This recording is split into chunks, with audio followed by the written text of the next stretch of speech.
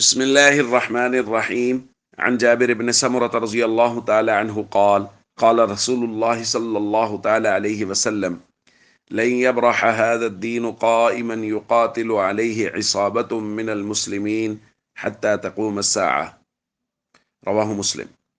نبی کریم صلی اللہ علیہ وسلم نے ارشاد فرمایا، یہ دین ہمیشہ قائم رہے گا اور مسلمانوں کی ایک جماعت اس کی خاطر قیامت تک لڑتی رہے گی۔ دوستو، اللہ کے یہاں مختار دین وہ دین اسلام ہے۔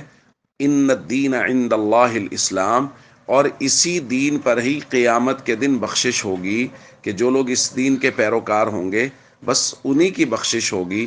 وَمَن يَبْتَغِ غَيْرَ الْإِسْلَامِ دِينًا فَلَن يُقْبَلَ مِنْهُ، جو اسلام کے علاوہ کسی اور دین کے پیروکار ہوں گے ان سے قطعاً اس کو قبول نہیں کیا جائے گا۔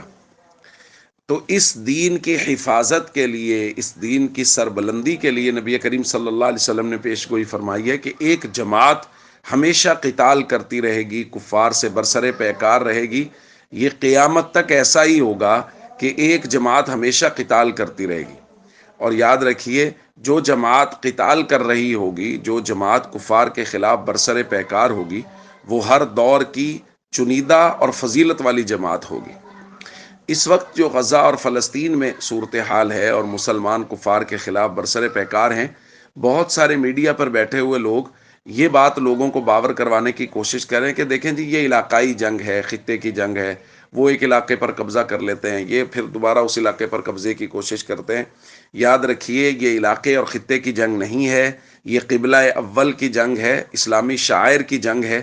اس لیے اس جنگ میں ہمارے دل ہمیشہ فلسطین کے مسلمانوں کے ساتھ دھڑکنے چاہیے، اور ہم لوگوں کو ہمیشہ ان کے لیے مدد و نصرت کی دعائیں کرتے رہنا چاہیے، اور جہاں تک ممکن ہو، جیسی ممکن ہو، ان کی مدد کرتے رہنا چاہیے۔